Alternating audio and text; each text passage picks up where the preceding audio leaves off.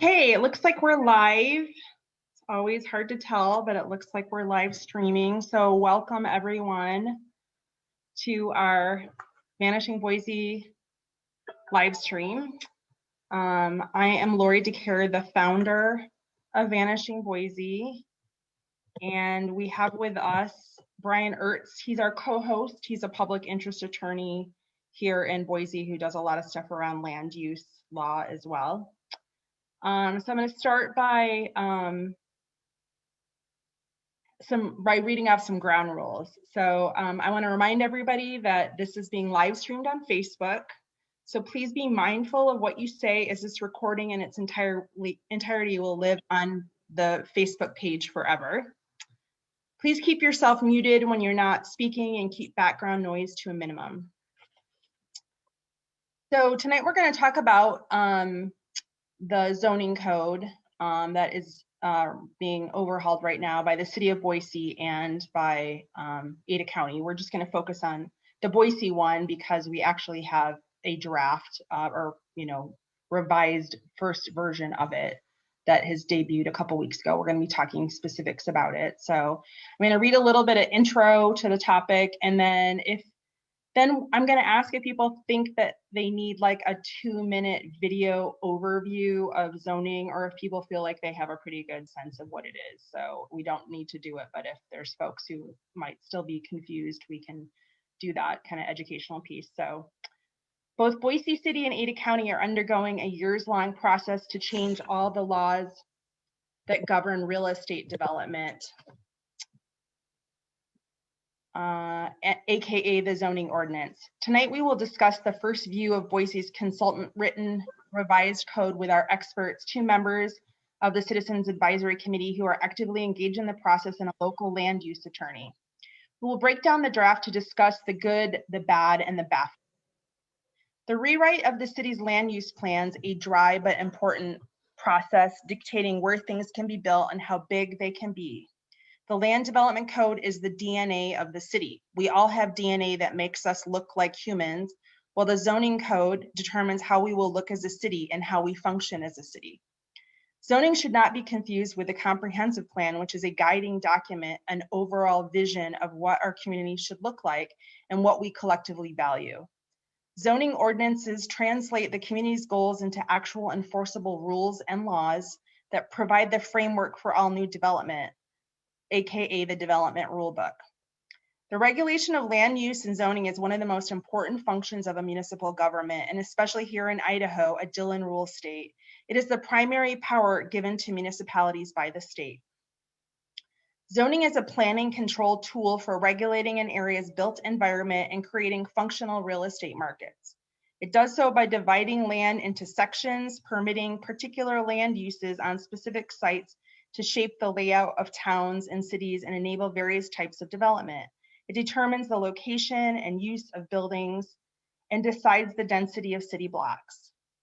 As we remap the entire city in one fell swoop, we must ensure that if it is growing the housing market exponentially, especially in a state that offers few tools governments can use to mandate affordability, that it actually will make living in Boise affordable, that it minimizes aggressive redevelopment and dramatic residential displacement of our community members, that inner city or neighborhoods on the edges won't be asked to shoulder more than their fair share of the changes imposed by growth, while neighborhood with expanses of single family subdivisions and HOA protections will escape much of the disruption. It doesn't just open up developer loopholes and loosening of rules designed to provide a balance between development interests and environmental and neighborhood interests, among other things. We must recognize the financialization and commodification of housing and put into place mechanisms so we aren't just giving our city over to Wall Street investors and global capital for speculative development and wealth extraction. We support updating the code that promotes land development policies that benefit all of the city's residents by facilitating equity and a more environmentally conscious pattern of development, not gutting it or removing Boiseans' impact on guiding of our own city and neighborhoods via deregulation and broad blanket upzones. As we write a new land development code, we are not merely choosing which buildings we're allowing to be built and where we're allowing them to be built. We are making a choice about what kind of city we want Boise to be. So with that, I'm wondering if we can just do a quick poll if people feel they need like a 2-minute short video explaining zoning more than that, if people have a sense of what it is or not. So if you think you want the video, raise your hand. I don't see a lot of hands. I know a lot of people that are on this call I recognize and probably have a good working knowledge of zoning. So we will skip that video. I will link it if people want to watch it later. So we're going to start by introducing our two guests. We have two folks who are actually on the Citizens Advisory Committee that the city has created to help guide the conversation around the zoning code rewrite. So first we have Richard Llewellyn. Richard is a Boise, Idaho native who grew up on farmland between Eagle and Boise. By profession, he is a biologist while also balancing duties as the president of the Northwest Neighborhood Association. He is one of only a few neighborhood representatives on Boise's Zoning Code Citizens Advisory Committee. And then Marissa Keith is the president of the Southwest Ada County Alliance Neighborhood Association for the last 3 years, where her primary focus has been safe streets for all users of the roads, as well as advocating for new developments to be where existing infrastructure is located and appropriate density in her neighborhood. She sits on both the Boise and Ada County Zoning Code Overhaul Advisory Committees, as well as the Canals to Pathways group, and says that she can always be found at ACHD meetings. In her free time, she is a licensed social worker and has worked in the field of developmental disabilities for nearly 20 years. She has lived in Boise nearly all her life, growing up in Garden City, and now lives in the Southwest in Boise's area of impact. So one more thing I just want to say, unlike the developer lobbyists who eat, sleep, and breathe the land development code on behalf of developer clients and make good money doing it, we here are just lay persons and neighborhood leaders who have learned in our capacity navigating the code on behalf of advocating for our neighborhoods or threaten low-income communities. Although we are all smart and savvy people, with the exception of Brian, who is an attorney, none of us has specialized training. That's what is good. We're all learning as we go. So thank you for being here. And I'm just going to open up the floor for Richard and Marissa. And I'm just going to, we're going to have like minimal structure to this conversation, but I did want to start by asking each of you guys to, in your experience of like reading the code, the 219-page code, which I linked in the Facebook event if you haven't found it. And it might be worth your while to open it up on another tab and look at it if you want while we're having this discussion. But I've asked them to give ideas about what's good about it, what's bad about it, and what's just confusing or baffling. So, oh, and yes, great. Marissa just linked it in the chat, so you can find it there. So, Richard, do you want to kick us off? Great. Hi. Thank you. Hi. Audio coming through. Looks like it. Yeah. Hi, Ed. Hi, everybody. Well, so I guess I'd like to kind of touch on a little bit of your introduction there, just to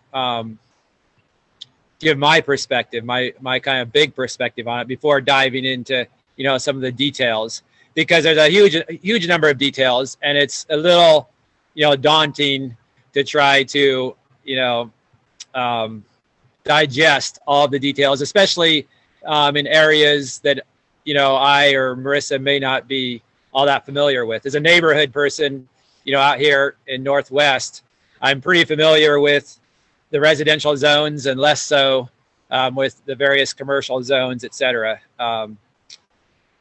But to step back, I think it's just so critical for us to understand the role of zoning and rezoning as it relates to the comprehensive plan. Those of you who were there during the CVS battle. That was kind of my first time. I'd been involved in land use battles with the Dynamis waste incinerator proposed up behind my house, which we fought successfully. But that was Ada County, and somewhat of a different type of project. The first kind of big land use battle that I was part of was the CVS pharmacy down there on State and 16th. You know, Kitty, just right across the street from another big pharmacy that already existed, et cetera.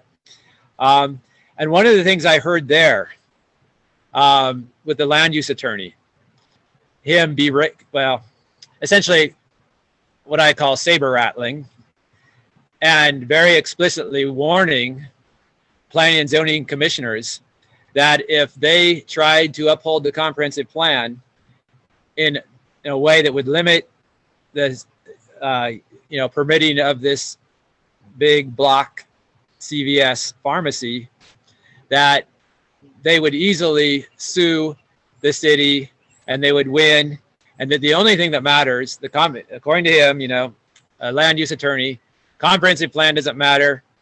It's only what is in ordinance. And since this was an appropriate use for the current zoning, all they had to get was a CUP, a conditional use permit for the drive-through window, and then they'd be good to go. But that was, for me, really informative, because it really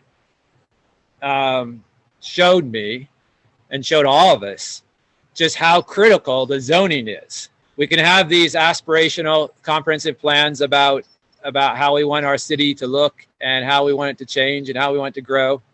But it doesn't mean a dang thing if it's not written in ordinance, at least according to the land use attorneys. Now, that may not be the case, and Brian perhaps can expound on that, but that's the belief. And that belief has been explicitly repeated back to me. I heard it first from land use attorneys, then I heard it repeated back to me from sitting planning and zoning commissioners.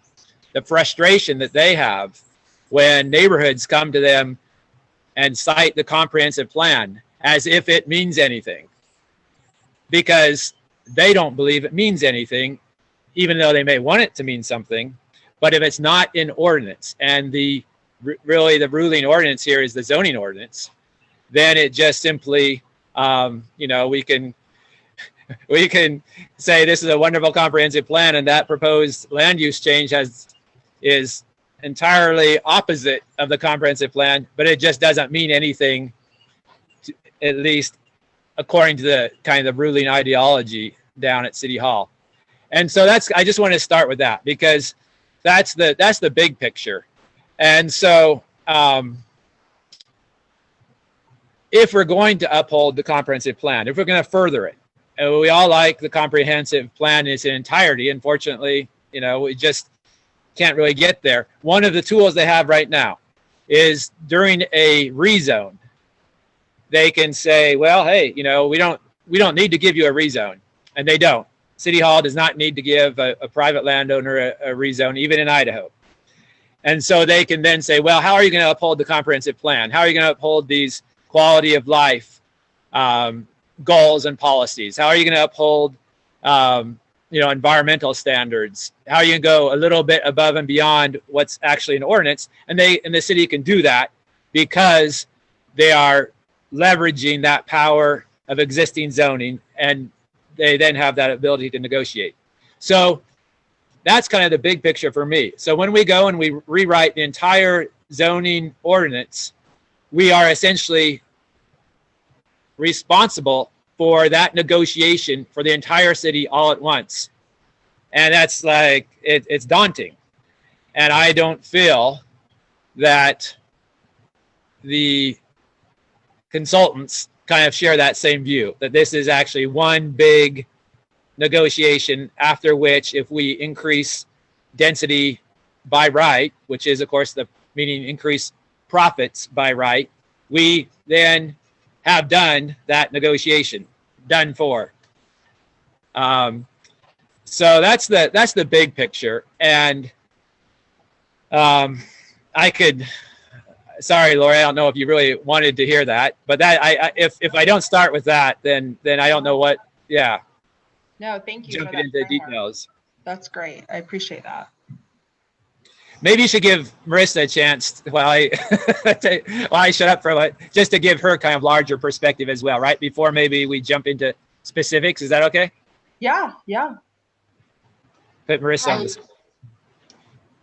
Yeah, Richard's exactly right. If you have spent any time down at City Hall listening to some of these more controversial projects that go before them, you'll see the power balance is very lopsided anyhow, because as Lori said, you have the neighborhood and the volunteers, and then on one side, and then on the other, you have the well-paid attorneys who do this, as their job, and they're getting paid big bucks to be there.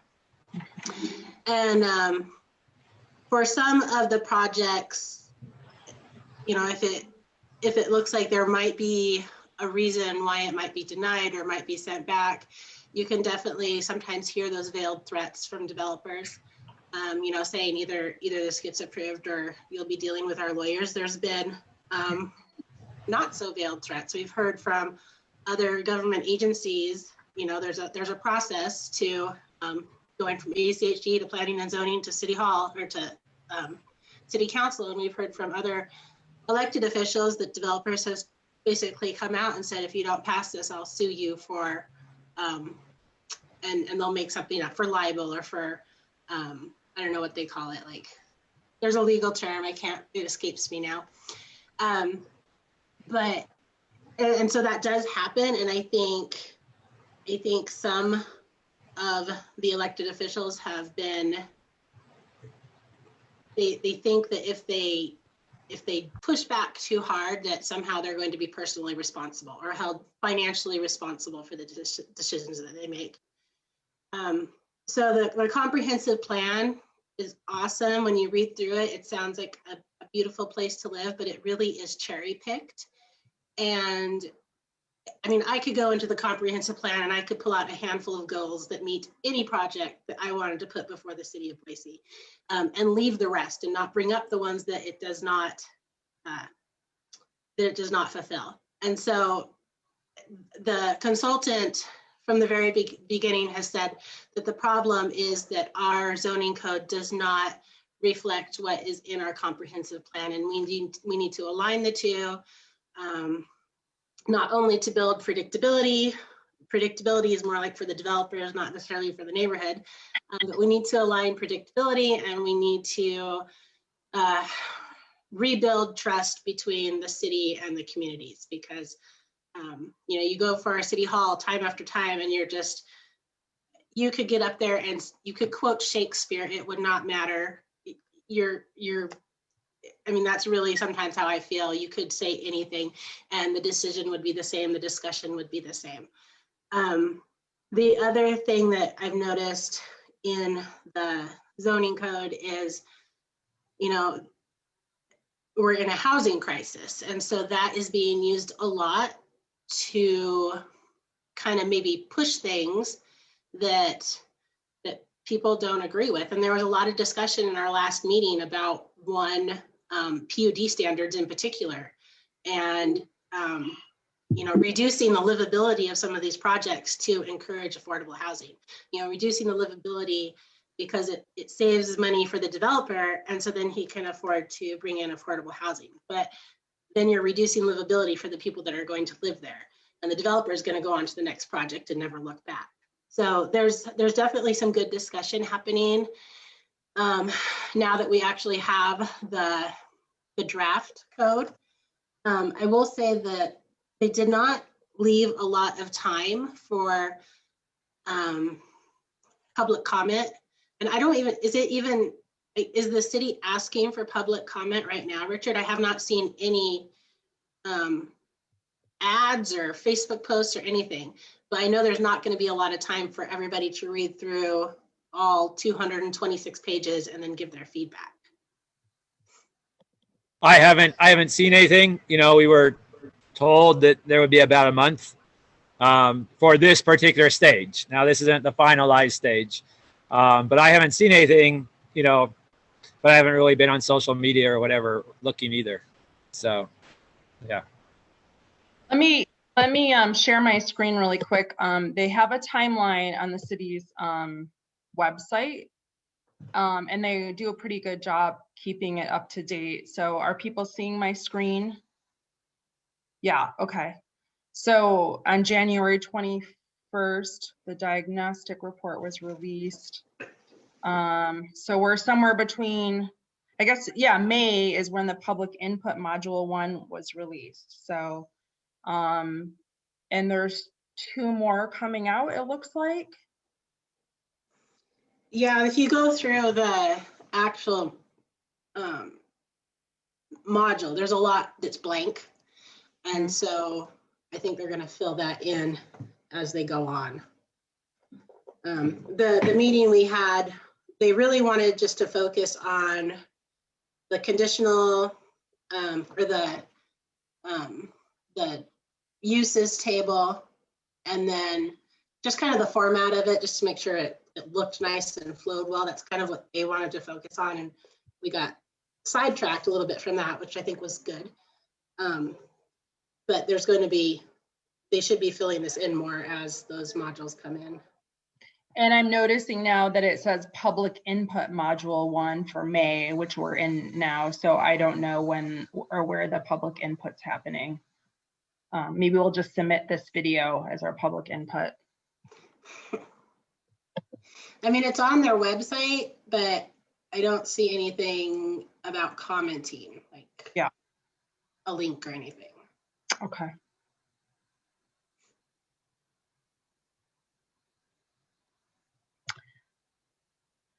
So, okay. Yeah, go ahead, Brian. While the guests are going over some of the generalized ideas about zoning, I just want to say that we, jump onto what Richard and Marissa both talked about in terms of sort of the tempo of development decisions as they exist under our existing code, and the city's reluctance to really do anything then other than defer to developers, and the significance of that. We're in a housing crisis. The zoning code is where the character of our community is decided, and the rights bestowed by the zoning code do distribute power in terms of who is going to have voice when it comes to future decisions and with development issues. We're, as Marissa pointed out, we're in a housing crisis. Affordability is outrageous. We see an exodus of existence who have lived in the city of Boise their whole lives, whose parents lived here, who can no longer afford the community that they grew up in and that perhaps multiple generations grew up in. We're seeing a catalyzed segregation issue, where there are certain parts of town that are targeted for gentrification, and then there are certain parts of town that are targeted for all the quote unquote undesirable activities and people to take to reside, and we're dealing with a real crisis. And so this zoning code is going to have significant impacts on the character of our community and on who has voice and who has relative power. Because in the state of Idaho, the extent of a property right is decided at the zoning level. And where the code begins to increase the allowable uses and increase density, et cetera, those developers are going to argue that they have a right to the maximum, and that they're entitled as of right by the zoning code. So it doesn't matter what the community might say, whether or not it's good for the community or the neighborhood. Whoever owns the land is going to have the right to decide. And we've seen the negative consequences of that over and over and over again. And particularly where we have political leaders who continue to fail in their public duty to protect citizens, neighbors, residents from gross excesses of out-of-state developers, financial interests, even in-state financial interests. It's going to be a real interesting process. So I'd love to get into the details. I mean, how much does Richard or Marissa, to what extent draft impatient as of yet, or has it dealt with that yet? Your audio garbled there just when you're asking that question for me. What was the question? Well, how about you just give us a broad overview of what the change or what the draft is, what it purports to modify, what subjects or general.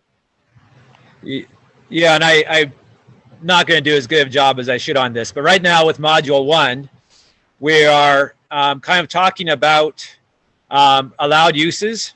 So there's kind of a new table of allowed uses, and we're talking about new zoning districts or changing zoning districts. So in general, they want to simplify the number of zoning districts that there are. So a number of districts are folded into new districts or into existing ones. Now, what there isn't, which makes it a little harder to discuss, is there are not the allowed densities for residential zoning districts, for instance. So we might assume that there will be increased densities because they're just categories. It's a little hard to kind of get too fired up about something because we don't necessarily know the magnitude of the change. So that's, and all this, I mean, this is, I'm not going to go through and try to recapitulate what's kind of folded in. In my neighborhood, the really big deal is that R1A disappears. So R1A is the pretty much all the pastures you see out in Northwest Boise, the remnant farmlands. Those are all zoned R1A, and they probably were zoned R1A because when they were annexed in, mind you, without consent, primarily in my neighborhood, they came from, you know, larger farmland areas that when I was a kid, I believe they were zoned 1 unit per 40 acres, and that was reduced to 1 unit per 5 acres, then 1 unit per 1 acre eventually. And then when they were annexed in, that was halved several years ago to 2 units per acre. And now they're going to do away with the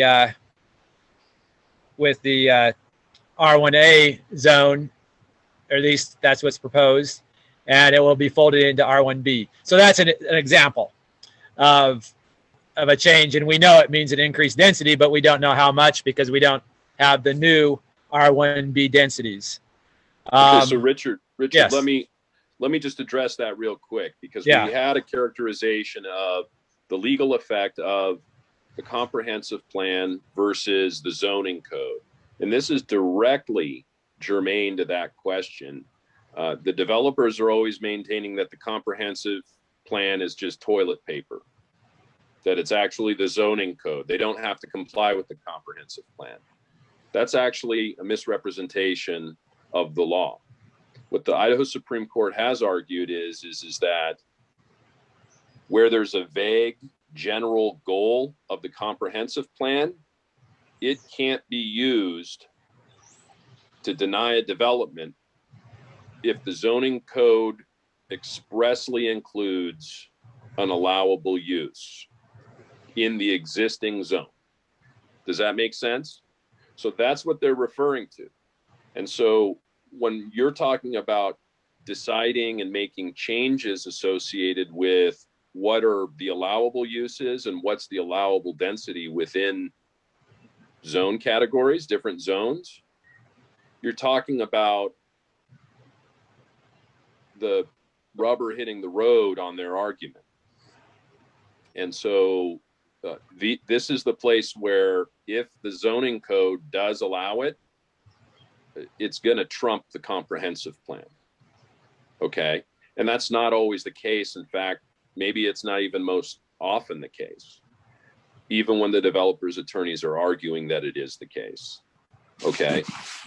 And so that's a real critical point. So anyway, go ahead. Yeah. So, loss of that R1A will just, the way the way the consultants and maybe the city kind of says, oh, R1A, that's 2 units per acre, that's unreasonable in terms of building big houses, and big expensive houses, and that's not what we need. And, there may be some truth to that, but that's totally loses sight of kind of the history and what these lands represent now, which are the remnant kind of farmlands largely.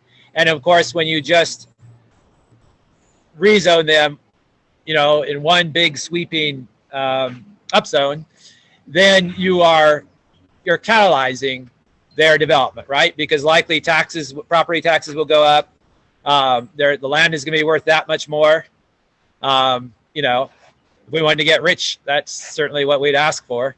And it's just going to make it harder to stop that sprawl on the edges of the city and that conversion of it's our last Ada County farmland, really,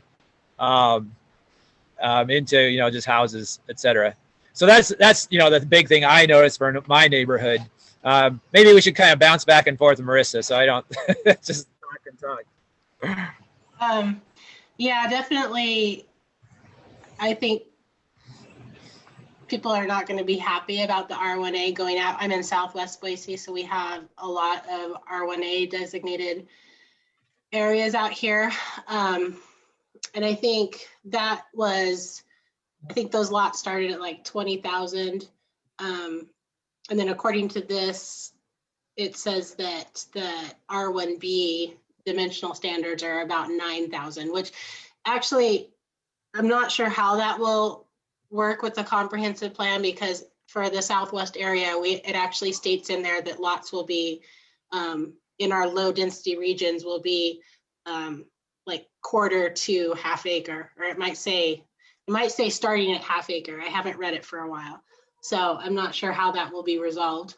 But I mean, we're seeing it in the county, in the area of impact. We're seeing it within the city, just large tracts of land being cut up into individual, 0.08 acre lots, 5-foot setbacks, just about as close as they can put these single family homes without them actually touching.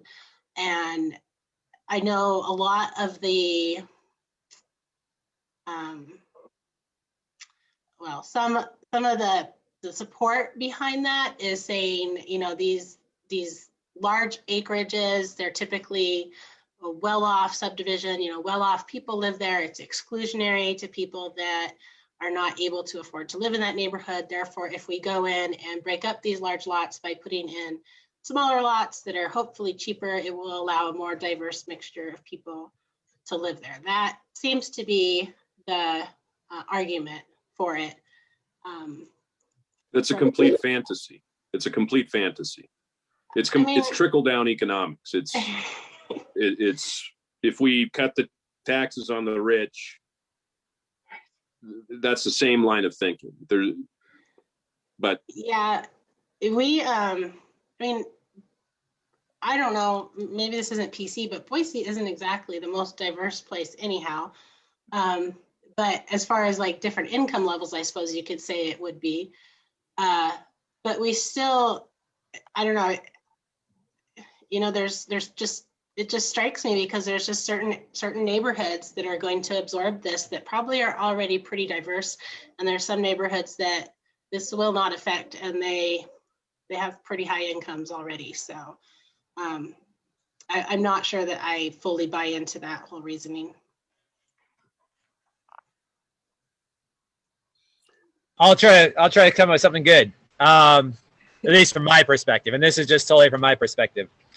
I noticed that there's, I won't go into the details because we don't really have a lot of details, but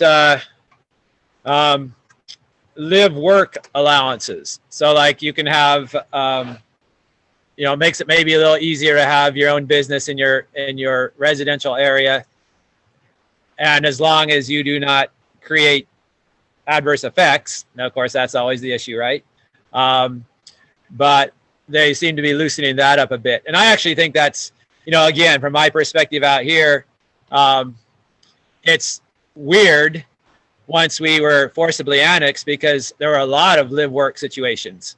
This was historically, you know, kind of small farm country. And so a lot of people had essentially their farms were broken up to be too small and their family farms that couldn't support themselves. So there was a lot of people who also have a shop or some kind of business in their, you know, on their property. And so to me, that's actually kind of going back a little bit to how things were instead of making some sort of cookie cutter residential area. So I personally kind of like that. Of course, it's going to depend a lot on how it's allowed. But okay, there's my what I believe is a positive thing. A good one. Okay, yes, things we like about it. Okay. Yeah. And the more people you can get working close to home, the less traffic you'll have. So that's always a positive too. Right. Yes. Richard, does it say anything I haven't read that section, but in terms of live work, does it mean that the living unit is directly connected to the working unit so that you can't get that bonus, but then that person who lives there still commutes somewhere else and someone else comes in commuting from somewhere else to work there? I'm not sure it's that specific, and I haven't read that specific, but right. The intent otherwise that's just mixed use. I mean, it's just another name for mixed use, right? Essentially they can have like no adverse effects kind of thing. So I mean, you basically, if your neighbors are bothered, you're kind of it seems like you really have to be a super good citizen with it. So I wouldn't say it's as far as mixed use. Okay. But you know, maybe there's some sort of loophole that would allow that. Speaking of loopholes. It seems like sorry. Yeah, go ahead. Like it's meant more for like professional activities rather than having like a little shopping, you know, a mini shopping center in your downstairs area, or a place that would have, you know, a lot of customers coming. It seems very much more like a consultation, professional type. At least that's how they explained it to us in the pictures we saw. Okay.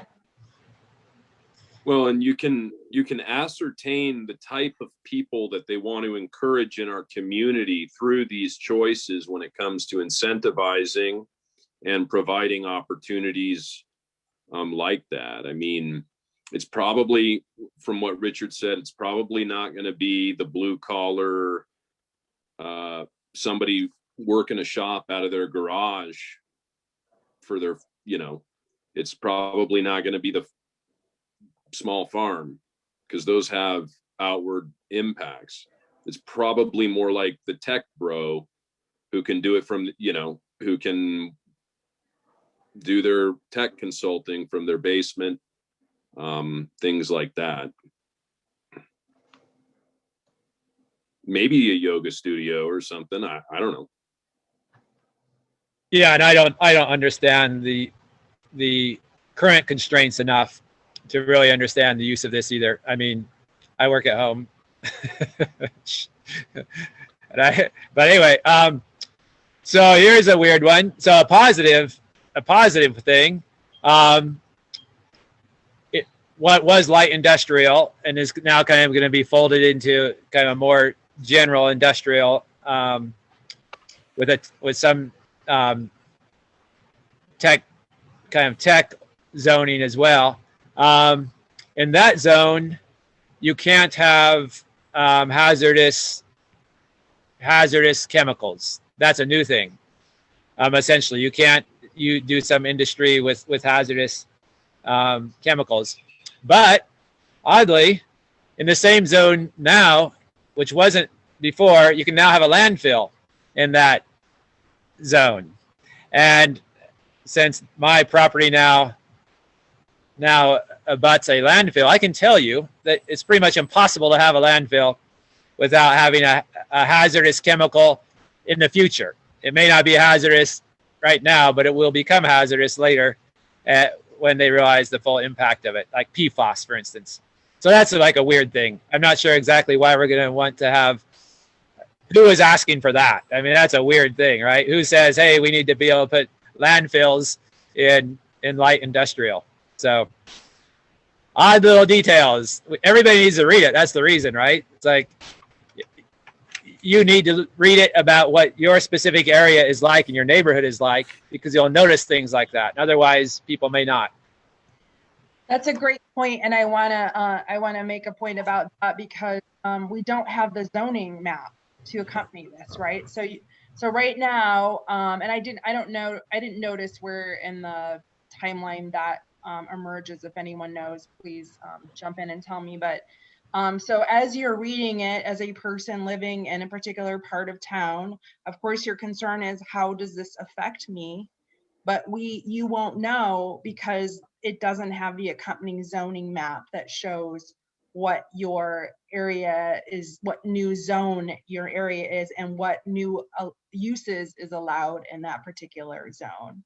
So I don't know if that's by design, so people are reading it without, knowing that information, like, oh, this sounds good, this sounds idyllic or whatever, and then you find out that you are now zoned to have a landfill in your neighborhood. So yeah, if anyone knows when that emerges, let me know, or let us all know, please. One of the other things that I've noticed in here is there's talk about tiny houses, which I know right now are not in the code as far as I know. And so if you look on page 105, it basically treats them as an accessory dwelling unit and says that they can, go where ADUs are allowed. So that'll be good for some of my residents out here. They might be legal soon. Well, there was an article about how Portland just passed an ordinance, right? Did anybody read that article? With the ADUs and RVs and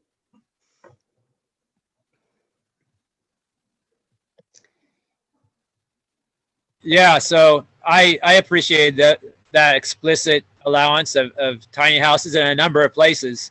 They definitely explicitly say you could put them in a lot of residential areas, which I personally think is good. But the reason I like tiny houses is because they're mobile. But if you go in and you look at the definition, by definition, a tiny house in this rewrite is on a permanent foundation. And so then that, I don't know what a permanent foundation is, but it seems like that means it's not mobile. And then you probably get into the same issue that you do with manufactured homes, where they're not really mobile anymore, right? They cost $10,000 to move, and then people get trapped on a property, and it no longer becomes an investment they can take with them. So if there's a way to kind of make sure that they're still relatively easily moved, then they're an investment that people can make, and they can get a little toehold up with not land equity, of course, which is the big thing, but at least have some housing security if they can more easily move them. So that's, again, I think it's great that they're explicitly allowing them, at least in my opinion. But yeah, what does this mean, permanent foundation? Maybe this is one way that we can influence the code, is to advocate for tiny houses on wheels.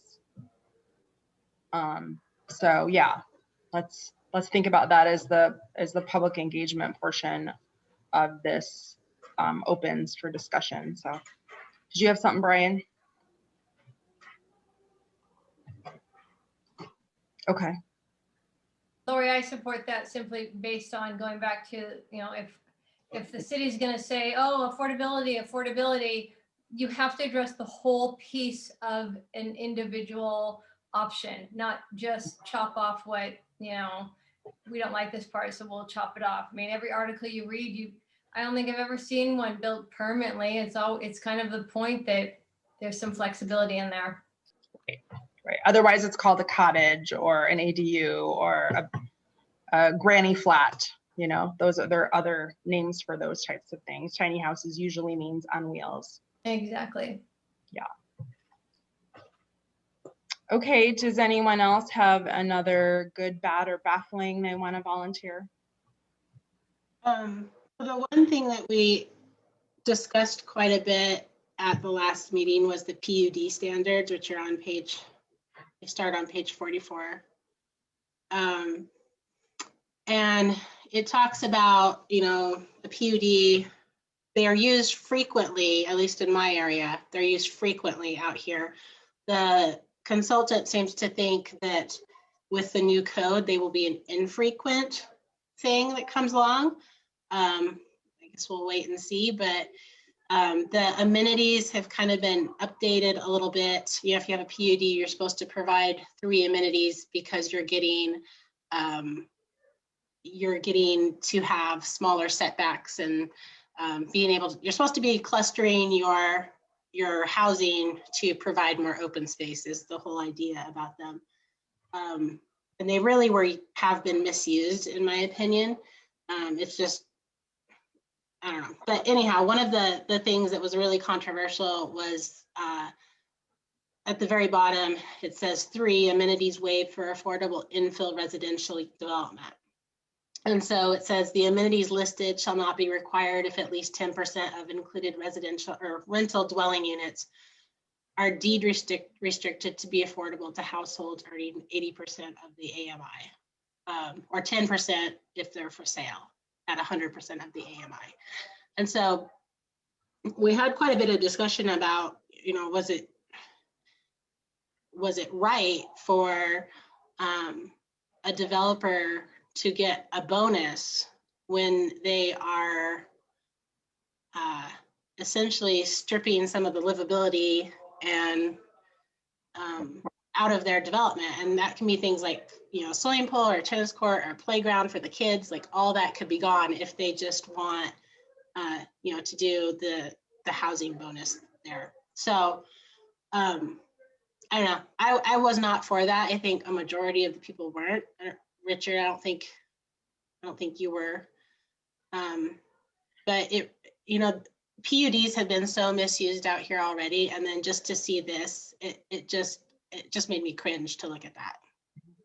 Yeah, so for people who might not know, and that plan unit development, they essentially say if you put some quote unquote affordable units in your building or complex, then you don't have to do these, amenity, like Marissa mentioned, like pools or playgrounds, because poor people don't need things, right? So it's very discriminatory, and it probably is illegal based on the Fair Housing Act. So it's something to think about as we move forward. I know I was listening to the committee when they were meeting, and everybody across the board objected to that. And so let's hope as it moves forward, we can change that. And it wasn't just like open space. It was things like, being energy, conserving energy, having solar energy or heating, water conservation measures like drought tolerant plants. Like that should just be something that is encouraged throughout our city because we live in a desert. Your swimming pools, playgrounds, a central gathering space, like having a gazebo for your community to gather at. Low impact development to allow passive treatment of stormwater, and then retaining unique or natural landforms throughout the development. I mean, if you're just going to strip away all that, what's the point of, it's just, at that point, it's pretty much just a straight subdivision. I wanted to, we have a raised hand in the audience, and I wanted to give that person a chance to talk. So Andrea Tuning is with us tonight, and if for folks who don't know, she actually works for the city, and she is, I think, correct me if I'm wrong, but I think her title is project manager for this zoning code rewrite, and she raised her hand around this issue of the PUD. So I don't know if you wanted to jump in here, Andrea, and you had some knowledge to impart about that particular, the choices that were made there. Hello, I am Andrea Tuning. Thanks for just giving me a second. I've been listening and getting some valuable input, and as I've been listening, I think it's important. I put in the chat that we will be doing public engagement. That'll start actually on Monday.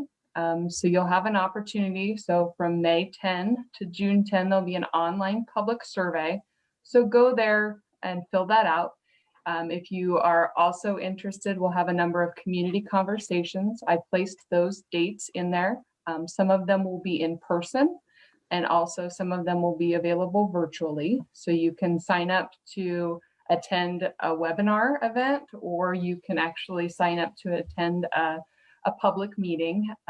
Make sure you do sign up, because we are limited by the number of individuals that can gather at this time. So we'll allow up to the 50 people, and that has to include our staff. So we'll allow 45 members of the public to go as well. So that's there.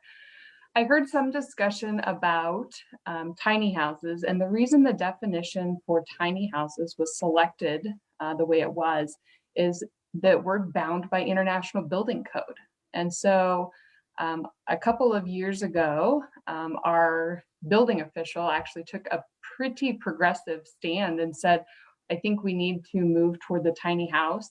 And so they did adopt, I believe it's Index Q. So it's an appendix to the International Building Code, but it does require that you have a foundation. You can't be on wheels. A structure that's on wheels is then evaluated by the Department of Transportation. So we can't do that. But the International Building Code for the tiny houses does give you allowances for different types of stairways, some headroom clearance, those type of things that allow you to get those smaller homes. So that's why that is done. And then I also heard Richard had mentioned some uses with industrial. Richard, those are the things that we want to know about. So when you go through and see those things, this isn't by any means a done deal. So give us that feedback. Let us know, hey, that doesn't sound quite right. It just doesn't really pass that smell test. Let us know those things, because we can change those. And we can change those not only now, but when we go back to module 2 and we develop things further, we can go back and say, well, those two don't mesh together. So we need to adjust accordingly. So keep bringing that feedback forward. And then Marissa had talked about the PUD, and the unfortunate part of that is that we caught that unequitable piece. So that we would allow for low-income housing you could actually have a benefit that you could waive those type of amenities. We as staff actually asked for that to be removed. We said that does not support diversity, equity, and inclusion, one of our main key guiding principles. So we asked for that to be removed, but it was actually missed. So we're hoping that that'll go away. But really, when you look at national standards, PUDs are for larger developments to ask for something a little bit differently. They should be providing not only amenities for the residents that live there, for children to have play areas or people to congregate or enjoy outdoor living area. They should also be giving something to the public. So whether that is a bus stop or a trail or access to the foothills, something of value, because the public is giving something to them to be able to be flexible with the terms that are there, whether it's setbacks or whatever that is. They should be giving something to the public in return. So that will be our intent, and that will actually, I can promise you that will be my comment, that we will make sure that is there. So And as Richard said, you know, we told our citywide advisory committee very specifically, we did an exercise and said, hey, what's important to you, whether it's environmental, whether it's housing, whatever your thing might be, make sure that you look at it through that lens. So when you're reading it, let us know. We've heard comments from the Golden Eagle Audubon Association as far as bird-friendly design. So we'll be implementing that as part of Module 2. We've heard from the accessibility committees to make sure that we are making sure that we're being more equitable in that way. And so we'll start to integrate some of those things in too. So just put your special lens on and look at it from your neighborhood perspective, or you know, what gets you excited, or where your love might be for the city, whether it's foothills, whatever that might be, use that. Okay, great. Well, it certainly was a surprise to see you here, and it was nice to hear your perspective on things. But I think we're going to go back to asking some more feedback from citizens who've been reading the code. So do other folks have, if you guys are comfortable with it, I'm just going to open up the floor to like other folks who are just listening, who are, you know, have maybe been cramming since we started on the code and have questions that have occurred to them. So if anyone has a question, please raise your hand or jump in. I see Fred's got his hand up. So yeah, why don't you go ahead, Fred? So I have a question for either Richard or Marissa. Or Andrea. So I didn't see in the diagrams of the different building types for the different zones any setbacks penciled in, and I didn't see any allowable densities in those zones. And I'm wondering at what point do those blanks get filled in? Well, Andrea would know better than me, and perhaps Marissa too, but that's essentially the next, what they're calling modules. So it is a little tricky because, you know, we see the categories, but we don't know exactly what the categories mean. They do talk about kind of sizes of, you know, lot sizes. But yeah, so that's the next step, I guess, after, you know, a month from now or whatever. Marissa, maybe you digest that better. It says that the tables will be filled in module two. So, okay, hopefully soon. We'll look forward to that. Other questions from folks watching? And I would just add that when those tables get filled in, really, that's going to inform when people's property taxes and how much people's property taxes might go up as a result of the upzone. Mm-hmm. So that's going to be the information that tells us whether to expect immediate insta appreciation of the land. Mm-hmm. Very good point. Yes. Yeah. So as I understand it, your property taxes are reflective of how much you can build on your property. So if you... Well, your property value is reflective of how much you can build. And right, so that'll largely determine whether or not, you know, perhaps a desired from the city's perspective outcome, or maybe not, maybe an undesired outcome. It will be interesting to see, to observe what those allowances are, the extent of the upzone, to begin to anticipate those consequences. Right. Okay, looks like Ed's got his hand up. Well, just a question. It was puzzling to me as I went through all of these pages. I live in a very dense part of the city, as some of you know, and nowhere do I see a rationale for the rolling out of density. I mean, generically. I think we're, in my part of town, to be talking about tiny houses seems to be more like a cart before the horse. because the more dense areas of the city and the county are going to bear the brunt of any of these rezones. So I'm really worried about what gets meant by, quote, efficiency in this regard.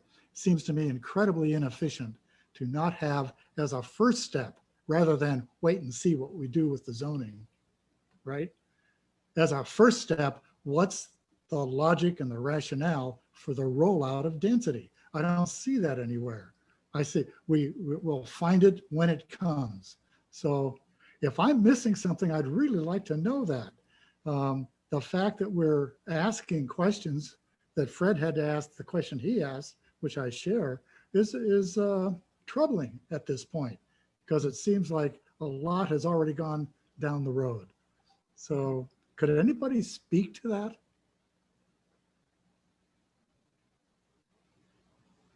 Well, I'm also a little uncomfortable with it. Putting things into categories, but not knowing what those categories mean exactly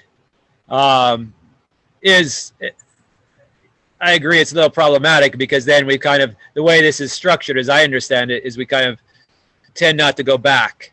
So we say, okay, yes, we're comfortable folding these different existing zones into either a new zone or an existing zone, but we don't know what that zone really means yet. And then, having been comfortable with that, then when we learn what that zone means, there's going to be a lot of resistance to go back and say, well, actually, maybe we need more zones in order to more finely plan our city, right? So it's easy to kind of say, yes, these things can all fit together when we don't know what they mean. So yeah, I'm kind of uncomfortable with that. I think it's a strategy in general to kind of move the process along. And yeah, I'm not particularly fond of it myself. Yeah, I agree. So Suzanne and Scott have their hand raised, and then Fred after that. Unless you had something you're going to tag on to that, Fred. Okay. Suzanne and Scott. Oh, thanks. So, well, I was just wondering, Richard was talking about the R1A being deleted from his neighborhood. I was just wondering if we could, if it's possible to expand that, not just in his neighborhood, but maybe somewhere else, to say protect agricultural land rather than remove it for development. And then I had another question. I'm just trying to catch up. I mean, I was watching the last the tape with Patrick Condon, which was very interesting. And I was wondering, is it too late for us to do something like Cambridge did with 100% affordable housing? I thought was, very intriguing. It looked like, they're setting an example that maybe we could mimic if we haven't already sold the boat. I don't know. Yeah, good point. And I would love to see that somehow integrated into the zoning code. This is where it needs to happen. This is where it's supposed to happen. Yeah. This is where it absolutely needs to happen. And the failure of the city to recognize and take aggressive action to help people is an outrage. And it's an abdication of our city council's duty to protect people who live here from an out of control development behemoth that's pushing residents out, that's expelling us. And this is where it needs to happen. This is where it's supposed to happen. And it's not happening. And to answer your, we should make those requirements. And to answer, Suzanne, your question about collapsing multiple sub zoning types into whether or not we can expand R1A, probably not. The city can't really limit that which the right of a use that exists now. It can only really increase it without threat of litigation from the landowners, right? I mean, it's a taking.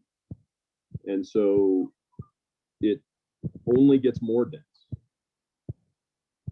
it only gets more dense. It only gets more uses allowable. It only gets more valuable. Taxes only go up. And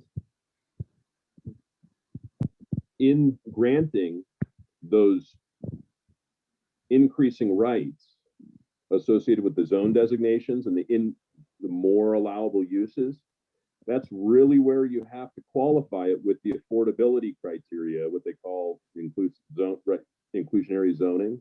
You have to qualify it at that level, because then you evade the take, the take analysis, because you're giving something to landowners in exchange for something else, namely actual required affordability. And so you're not removing a right or devaluing a land. You're increasing the value of the land on condition that X amount is affordable. And you landowner don't have to, you don't have to participate in that. You don't have to develop with those conditions. You can use it as, you have a right to use it right now. And so this is where those mandates, those protections need to take place. And this is where the city should be willing to use its vast legal resources to push for these things. And it's not doing it. And we heard equity, inclusion, those things have to be actively sought. And it's the job of the city to require those things, because the market will not do it on its own. And so I get upset, because really what we were talking about with the other speaker, this is the moment for those things to be included. This is the moment for our politicians to be willing to make the legal argument that, look, if we're going to increase the right of big landowners and property owners, then we're going to exact this concession as as a requirement of that expanded use. So yeah, so not only as a public good, but like a necessary thing now, if we're gonna, remain to be an affordable place where people from all incomes can continue to live here. We have a question here that really relates to what we're talking about, so I'm just gonna read it really quick. I know you're still waiting, Fred, but I'm just gonna jump in with this one real quick. So this person says, I may have missed this earlier in the conversation since I got on late, but the more I hear about this zoning code rewrite, it seems like it's less about city planning and more about social engineering. Certain classes of people will be helped, some will be disadvantaged. With that said, how many trained sociologists and psychologists are on this committee, since this is more about people and less about structures? Is this committee equipped to deal with what is at its core an issue about how Boise is and will be treating its people? Does anybody want to respond to that? I'll jump in just a little bit. I took a course in sociology. Learned about M.L. Durkheim, Max Weber. But no, I'm kind of joking. But I think that's a really, really important point. I mean, essentially, this is about power, right? This is about power. And I'm really happy to hear kudos to staff for pulling that part of the waiver or whatever for the PUD that would allow, waive the requirements for essentially quality of life for inclusion of a small amount of affordable, so-called affordable units. Those affordable units were they were better than the housing bonus because it was 80%, which instead of 100%. But still, even 80%, that is still very close to market rate for so much of the city. So we really risk, and I believe the housing bonus is totally off track in this regard, because it does exactly do this. It further channels the discrepancies in income and quality of life throughout the city, simply because when you create these bonuses that allow developers to do what they're already doing, already just build market rate housing in most of the city, and then allow them to not jump through the hoops, like talk to the neighbors, or in this case, what would have happened, not have quality of life amenities. What you're doing is you're just going to create more and more two cities, one in which people with less power live in less desirable areas, have less say over their future, versus those other areas where in order to use these bonuses, it would actually cost the developer something. So they're not going to tend to use them as much in these other areas. So yeah, no, I think the underlying power structure that this all facilitates, kind of entrenching and increasing, I think it's critical. But I don't know if planning in general. I mean, Harvey Molotch, right? The city is a growth machine or whatever, and talking about growth elites. People have known this for a long time, but I don't think it's really sinks into planning. That's my opinion. I used Aaron, to you got teach some anything on that? sociologists. Oh, Ed, yes. Just real quick. Yeah. There's Durkheim, yes. There's also Ferdinand Tönnies, who wrote a series of essays called Community versus Society. That's in the English translation. Quick definition. In a community, people are united in spite of all dividing factors. But in the modern society, people are divided in spite of all uniting factors. And what are those uniting factors? Grids, zone lines, setbacks, but no people. So I'm just trying to answer the sociology question. I didn't mean to jump in there, Lori. No, that's great. Thank you. Do you have anything else to add, Brian, or should we move on to next questions? Okay. I just want to make a quick comment, Lori, about the PUD issue.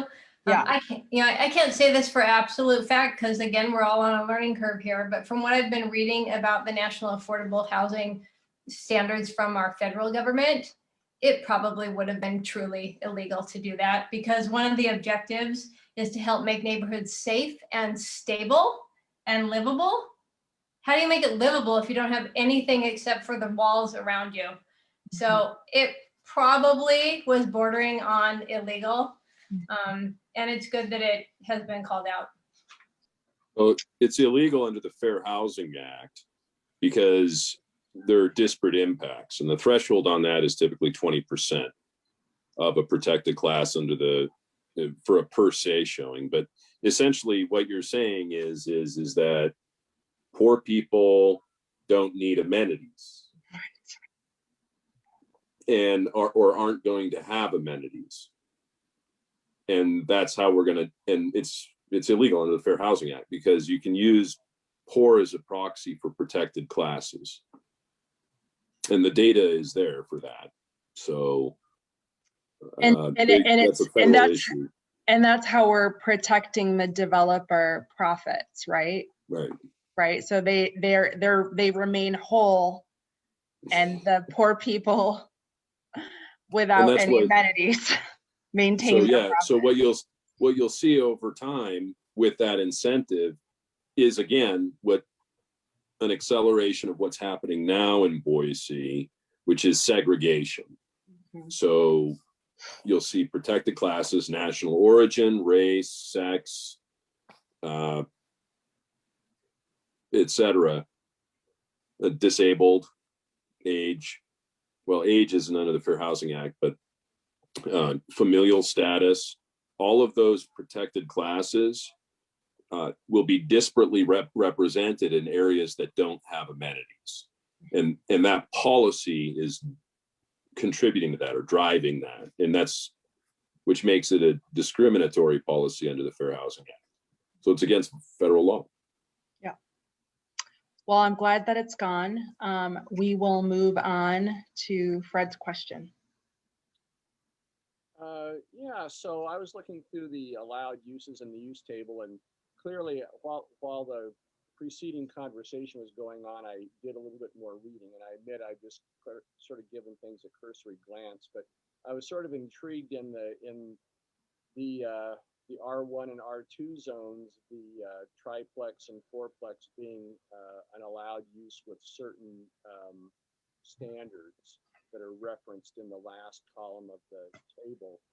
And you know, certainly in our older neighborhoods, like the close-in neighborhoods that are perhaps zoned R1 now or R2, we have some of these multifamily uses, but I wonder if committee members or Andrea can speak to we have a former mayor with family us. uses being How do you see this, Mayor Coles?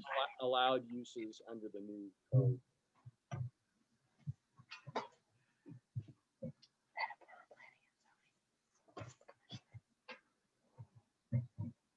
Okay, does anyone want to respond to that? Sorry. Marissa? I think I missed part of your comment because I heard someone else talking. Sorry. But I think I got a little bit of it. So the adding or allowing the triplex and the fourplex in the R1B, basically any of the residential zones.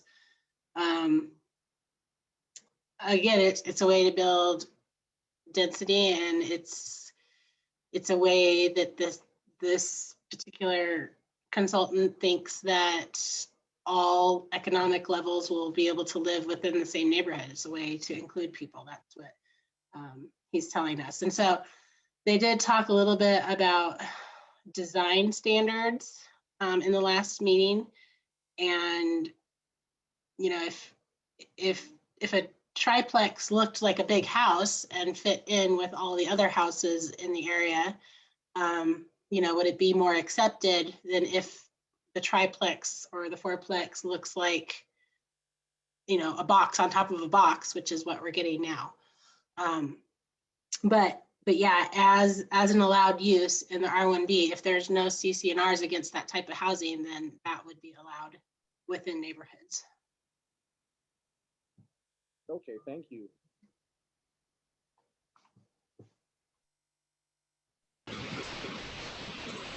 Did anybody else notice the new kind of use called the is the cottage use, right? Or well, I'd have to change my screen here and look at it.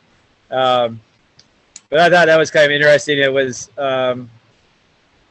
essentially seemed like townhouses, but each one would have to be. No, that was a single family attached. So now there's a single family attached use. But it's not exactly like townhouses because each house would have a slightly different model of some sort. But I have to run. It's starting to rain. So I'm going to go back. Is that what's going on there? Yeah, it suddenly got loud. Yeah. Okay, the storm's heading this way. Yeah. So I wanted to, go ahead, Richard. I wanted to read a question, or I guess more of a statement from the live stream on Facebook. Someone says, the virtual aspect of the Boise City zoning rewrite has hugely impacted and limited public input of Boise citizens. So yeah, obviously COVID has impacted this process. It's all been done virtually. And even now, you know, with any talk of, you know, in person, it's the number of people are capped and limited. So, and this is, you know, it couldn't be a bigger change to the city of Boise. Like, I don't know, I'm asserting this is the largest change that we've ever made to the city of Boise. I don't know if that's true, but it, you know, it has that kind of weight. Like what we decide with this code is going to, you know, radically change the built environment moving forward. And so we're doing this under kind of a limited conversation, you know, not that much publicity around it. The media has been silent for the most part about it. Here we are, this 25 people tuned in tonight who get it, but for the most part, it's not being discussed in a way that something of this import should be discussed. So that is very concerning. And yeah, I don't know if anyone else wants to jump in on that.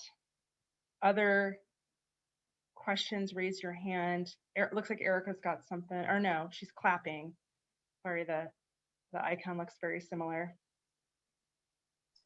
I'll make a comment about the table of allowed uses, and this is where it's important to read some of the fine print. I believe it's page 104. I don't have it right in front of me, but because I printed it on something else. It's referencing the color of the green font, and it says this, quote, could indicate that the use was previously not available in one or more of the zoning districts, but is now available, or it could indicate that the use currently requires a conditional use permit, but would become an allowed use in the future. So which one is it? That to me is very misleading. It needs to be defined as green means this, purple means this. I read that and I went, that's like me telling Bruce, maybe I'll marry you. We'll see when we get up to the altar. And you just get to take a gamble and you don't know for sure. So that kind of language right there is super concerning to me, because what I see is ripping the rug out from under the people when we're not looking. Yeah. Yeah, thanks for pointing that out. Does anyone else want to comment on that, or should I move to the next question? Just in terms of public participation, there are people, I think, at the city and consultants and others that genuinely believe that public participation is important and meaningful. And then there are others that think less so. And so this is going to be one of the most fundamental, and particularly in the fastest growing city in the nation, and where people are suffering and struggling because of the out of control growth that's happening right now. I hope that participation will be robust, and that avenues of participation will include what is typical. So a lot of people would show up, but don't necessarily know how to use Zoom. Yeah. And even if you know how to use Zoom, I've twice had it just tonight in this, have it shut down on me and have to log back in because of an unstable connection. So even if you have the technology, doesn't mean that you'll hear everything that's said and you miss out. Yeah. So we have a question in the chat. Paul asks, I am curious, are there any situations that compare of similar cities that have been successful with these same challenges? Is there another city to model or mirror our efforts around?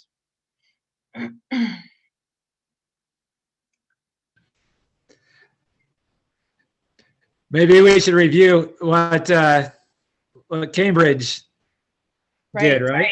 For those of you who didn't hear, what my understanding was what Paul Condé talked about, or Paul Condon. Condon. Don't change anything. But then if somebody wants to double their density, say, yeah, go right ahead. It's just that 100% of the units in perpetuity be affordable, and it was starting at real affordable levels. 80% was the very highest, and then stepping down includes 60%, et cetera. So we're talking about 60% AMI, for you guys who don't know it, is roughly quote unquote affordable for people who make twice the minimum wage. So you get up to 100%, which our housing bonus was.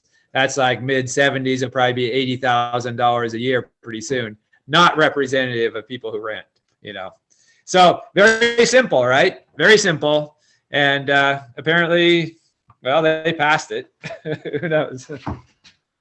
Yeah, it would be great to get, an update. Actually, I was going to call over there and see if I could talk to a planner, but I got sidetracked. But because they passed that ordinance back almost a year ago now. I think it was in the summer of 2020. So it'd be great to call over there and get some numbers and see if they're seeing developments come in, or if it's just kind of, stop development, which I think some people fear that, you know, something that restrictive would just stop all development. But maybe that can be a project, Lori, for you and I. I would say not restrictive, but that inhibits developer profits, right? Which Right. is really Yes. what, you know, if it pencils out enough for the profiteers to, you know, continue or proceed with a project like that, you know, that's always comes down to what the bankers and the financiers say, right? It doesn't necessarily inhibit profits, but it does what the city staff that was talking earlier talked about, which was, if we give you this, then the public deserves this, affordable housing. So if you want to double your density, you can do it, but in order to do that, you're going to have to provide affordable outright. And it did that through districts. So, and then there were other mechanisms as well, just to answer the question in terms of what are other cities doing. But in Vermont and in cities throughout the country, there are aggressive nonprofit, what they call urban land trusts, and where there are private and public partnerships where they buy interest in property. So maybe they buy the land under the house, or they buy and put basically an easement on it, an affordability easement. So you know what a conservation easement is, where, you know, maybe a farmer has land and the farmer agrees to continue farming and to have it be low density agricultural use. And in the private world, you can pay that farmer not to develop, not to increase the density on that farmland. And so he sells his right in his own land to further develop, but he or she gets money, sells that aspect of the right, the use right on the property, and then everyone wins, because there's not a subdivision where there used to be beautiful open space and meadows or fields or whatever. And the same thing can be done through the land trust aggressively. And we even talked about utilizing things like urban renewal and TIF to foster creative ways of doing so, even in places like Idaho, which are Dillon rule. And it's absolutely available. It's absolutely there. The district, inclusionary zoning, but why not test it in court? I mean, the city of Boise was willing to spend huge sums of money to put homeless people in jail. They went all the way to the US Supreme Court, contracted the lawyers out, spent tax dollars all over, willing to test that law, even though court after court was telling them it was unconstitutional. They kept going. Well, why not that resolve and that willingness to fight for the constituents? Why don't we see that from city council on things like affordable housing? Instead, they're all just, the staff and the politicians are all just eager to point out that we can't do that, even when it's not even clear that they can't do that. So that's my rant. Yes. I'll mute it.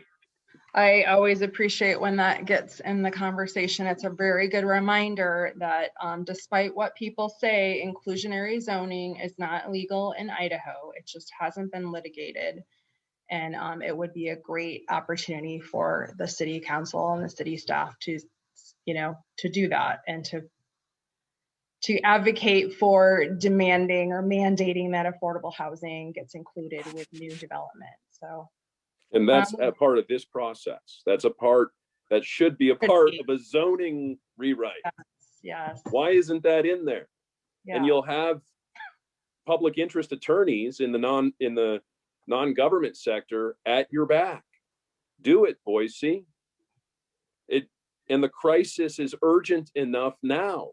Yeah. It's that bad of a crisis. That many people are suffering. Do it now. It's their police power. It's their responsibility. Mm-hmm. Indeed, indeed. Okay, well, we're running out of time, you guys. It's 8:59. We have like a minute left. I'm gonna just grab one more question from the chat.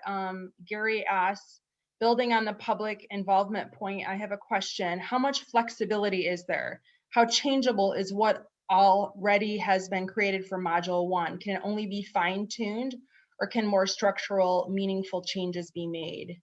Yeah, that's a really good point, because the city hired this consultant out of St. Louis, and so they basically came with this code that they've now introduced to us. I mean, there was some process before with the committee, but it's sort of like all the fundamentals have been decided, and so now we can kind of like tweak around the edges of what that is. And so that's troubling. And I, frankly, I don't know how much changes can be done, but I think it behooves us all to weigh in on it when the survey or whatever opens up, or send Andrea an email after this conversation.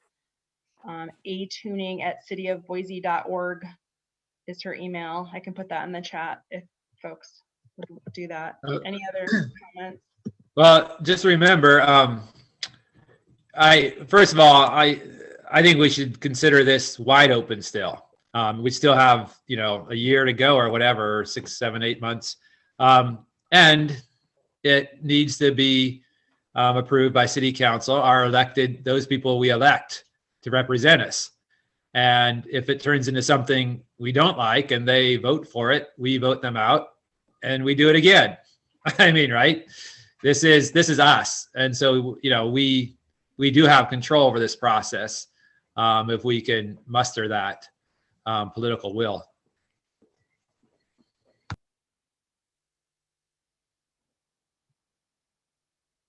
I'm wondering whether the public comments are going to be public, or whether they're going to make us do a records request.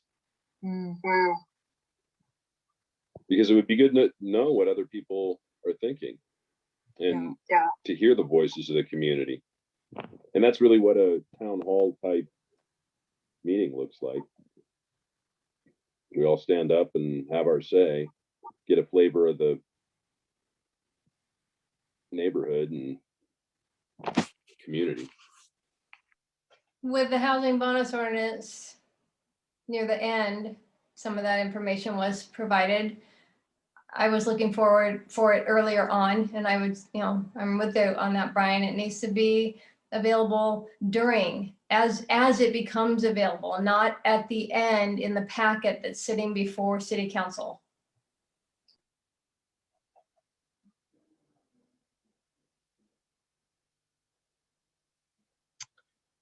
Okay, with that, I think we're going to close this up. It's 9:03. So thank you everybody for tuning in. We will continue to have these discussions around the zoning code as it rolls out, and we will definitely keep people abreast of official opportunities to comment to the city.